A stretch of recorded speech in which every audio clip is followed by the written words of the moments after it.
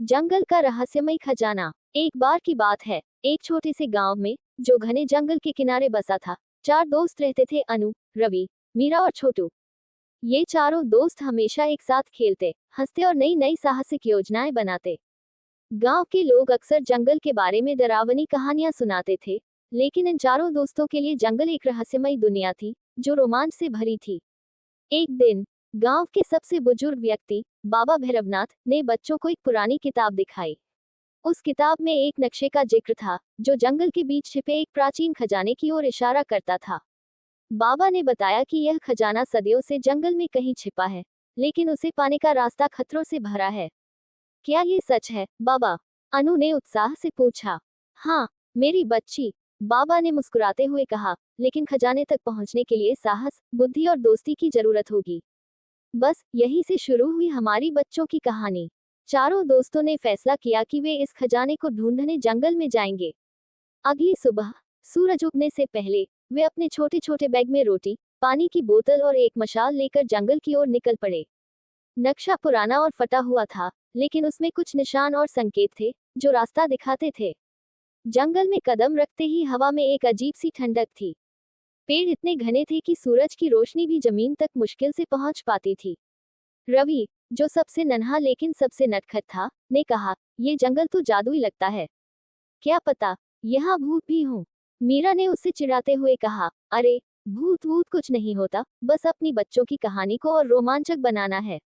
पहला संकेत नक्शे में एक विशाल बरगद के पेड़ की ओर इशारा करता था। चारों दोस्त उस पेड़ तक पहुंचे, जो इतना बड़ा था कि उसकी जड़ें किसी किले की दीवारों जैसी लगती थी।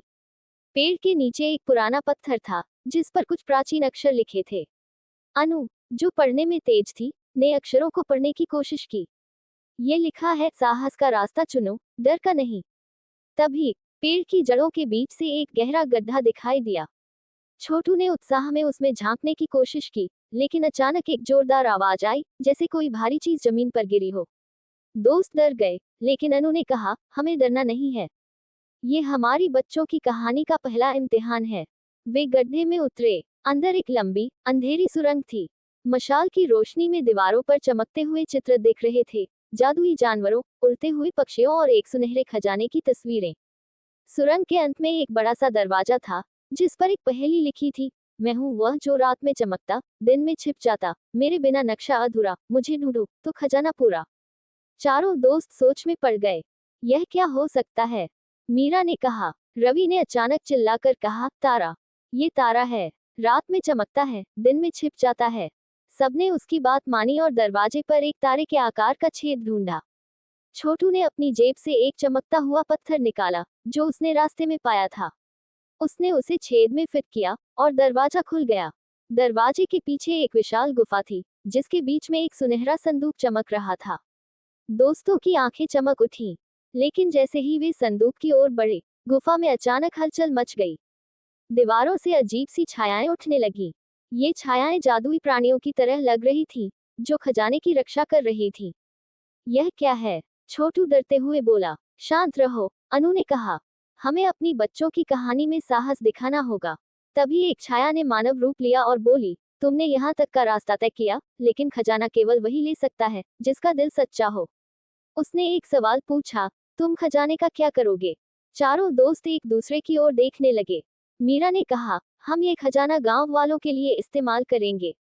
स्कूल बनाएंगे, गरीबों की मदद करेंगे। बाकी दोस्तों ने भी सहमति जताई। छाया मुस्कुराए और गायब हो गई। संदूक अपने आप खुल गया। अंदर सोने चांदी के सिक्के, हीरे जवाहरात और एक प्राचीन किताब थी। किताब में लिखा था कि असली खजाना दोस्ती और साहस है। चारों दोस्तों ने खजाना गांव लाकर बाबा भैरवनाथ को सौंप दिया। गांव में स्कूल बना, बच्चों के लिए खेल का मैदान बना, और सभी खुशहाल हो गए। इस बच्चों की कहानी से हमें ये सीख मिलती है कि साहस, दोस्ती और सच्चाई से कोई भी मुश्किल रास्ता आसान हो सकता है। चारों दोस्त आज भी गांव में अपनी इस रोमांचक यात्रा की कहानी सुनाते हैं, और बच्चे उनकी बच्चों की कहानी सुनकर रोमांचित हो जाते हैं।